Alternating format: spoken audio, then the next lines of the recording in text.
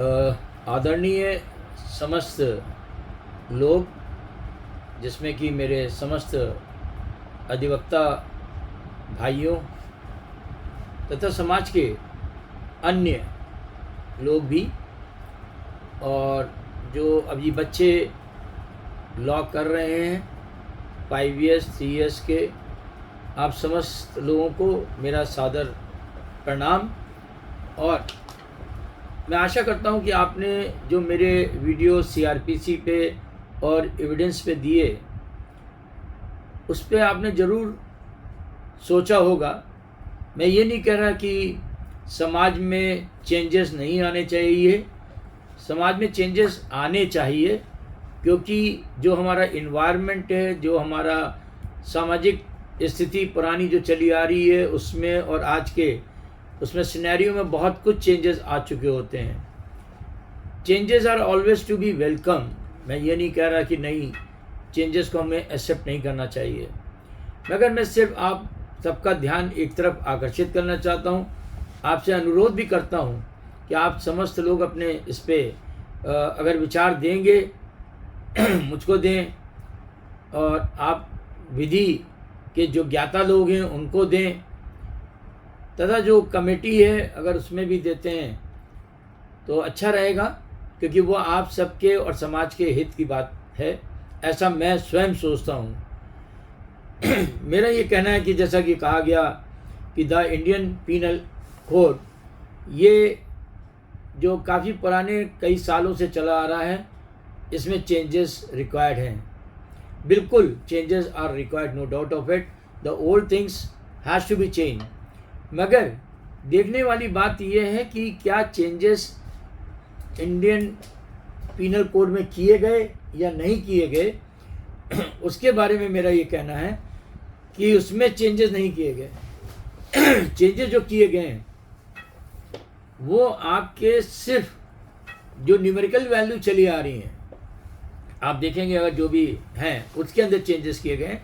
ये अच्छी बात है कि इसको द इंडियन पीनल कोड जो कि आपका था 45 ऑफ 1860, इसमें द भारतीय न्याय संहिता कर दिया 2023, bill number 121 of 2023।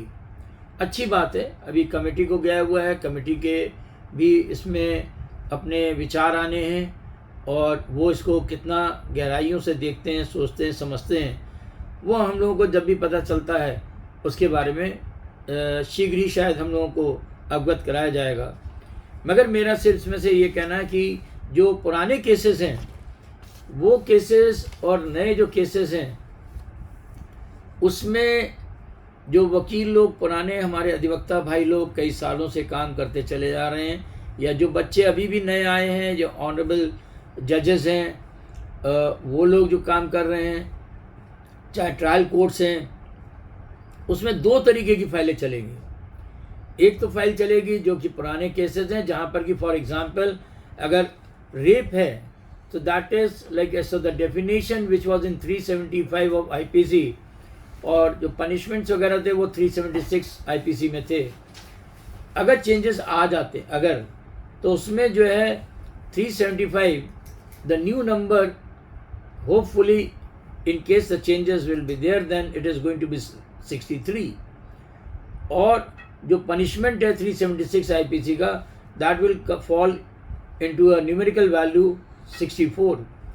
Definition change नहीं हो रही हैं, उसके जो पैरामीटर्स हैं वो चेंज नहीं हो रहे हैं। मेरा ये कहना है कि अगर हम गंभीरता से देखें, ये एक जगह पे नहीं है, पूरी इस प्रणाली के अंदर अगर हम देखेंगे तो यहाँ पे देखिए the offences against women and children of sexual offences, इसमें आप देखिए जो 354 and assault of criminal force to women, वो आपका जो है अब आपका 73 पे कर दिया गया। मतलब करा गया नहीं है, करा जाने की पहल की जा रही है। इस पहल में हमको देखना, मेरा ये नहीं है कि मेरा कोई ऑब्जेक्शन इसके अंदर है, मेरा सिर्फ इतना सा ध्यान आकर्षित करने की एक वजह से इतनी सी मात्र है कि इन चेंजेस के द्वारा न्यूमेरिकल वैल्यूज़ में ये पुलिस को भी बड़ा, जो पुराने पुलिस के चले आ रहे हैं, जो इन्वेस्टिगेशन करते चले आ रहे हैं, इनको भी कई दिक्कतों का सामना करना पड़ेगा। ये एक नॉर्मल ह्यूमन नेचर है कि पुरानी जो चीज़ें चली आ रही हैं या तो बिल्कुल ही समाप्त कर दी जाती तो ठीक है चलिए, मगर जो पुराने केसेस हैं that can not be closed, they are going to run, they are in process. और ये जो नए केसेस अगर चेंज होता है, नए केसेस आते हैं, तो नए केसेस में आईपीसी की धारा कुछ और होंगी। इसी में आप ले लीजिए, सपोज जैसे एग्जांपल में मैंने पहले भी पिछले वीडियो में बताया था, पुलिस के पास आज की तारीख में अमूमन लोग जानते हैं कि साहब 154 सीआरपीसी के अंदर if the offences which are depicting a cognizable offence, police I mean that is mandatory for a police to lodge an FIR. अब वो जो है आपके उठा के 173 जो है सीआरपीसी होने जा रहा है, अगर होता है तो 173 में, जबकि चार्जशीट फाइल हो रही है। Why that this type of confusion is going to be. अगर कोई चेंजेस आने में, फिर बार बार हर एक से निवेदन कर रहा हूँ, चेंजेस हमेशा हम लोगों को एक्सेप्ट करने चाहिए और उनका तहे दिल से उनको स्वीकार भी करना चाहिए। उसमें देखना भी चाहिए कि जैसे आपके डेफिनेशंस में आप कुछ अमेंडमेंट कर रहे हो, कुछ उस अमेंडमेंट्स के साथ साथ कोई नई विचारधारा लेके आ रहे हो, it is going to be good for us. It is going to be not only good for lawyers, even for the entire society, because हमें इसमें सोसाइटी का हित भी देखना है। क्या हमने इसमें सोसाइटी का हित देखा? इसमें सोसाइटी की तो कोई बात ही नहीं आ रही है। इसमें तो जो बात आ रही है, इसमें तो जो आपके जो 3-4 जने हैं, they are going to be affected. One is that is the police, because law which is numbers game is going to be there changes. तो वो न्यूमेरिकल वैल्यू पुलिस को परेशान करेगी, वकीलों को परेशान करेगी। परेशानी से मेरा मतलब ये है कि कोई हमको कोई किसी तरीके से हमारे को घातक होने जा रही है। हमें पढ़ के हम फिर कर लेंगे, ऐसा नहीं है कि नहीं कर पाएंगे, मगर वो काफ़ी पुराने केसेस, नई केसेस, या तो पुराने केसेस बिल्कुल समाप्त करके उनके अंदर भी ये नए न्यूमेरिकल वैल्यू कर दी जाए।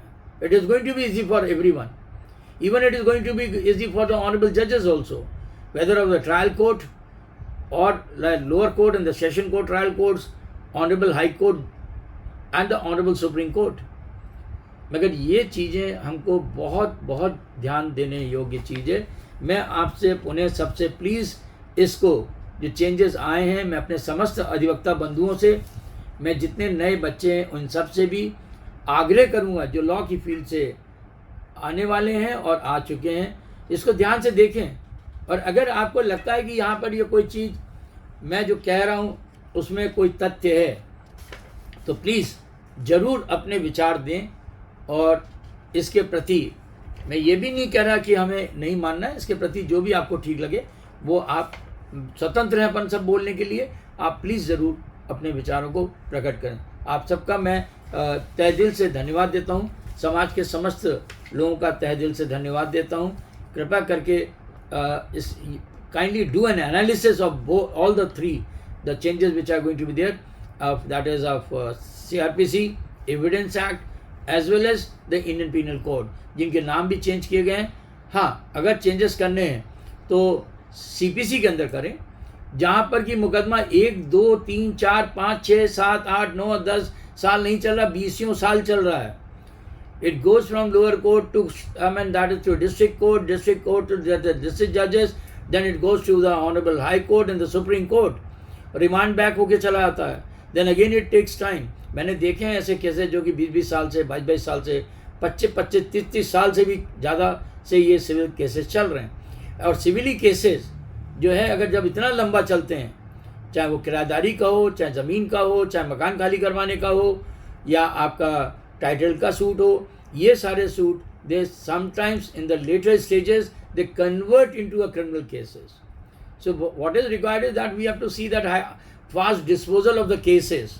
That has to be our prime responsibility. Thank you very much for giving your time valuable to us. Thanks a lot.